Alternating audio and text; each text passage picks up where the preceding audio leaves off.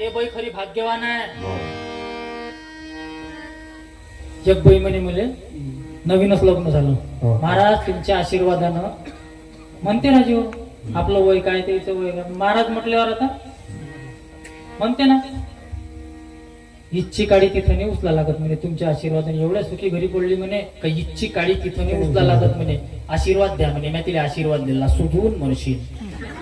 दुसरा काय आशीर्वाद असू शकते तिला. काय आशीर्वाद असू शकते. ज्या बैले काम नाही आहे ते बाई भाग्यवान नाही. सकाळी उठते सासऱ्याचा चहा करून देते. याच्यात हेच वय खरं गोकुळ. हेच वय पोरगी द्या.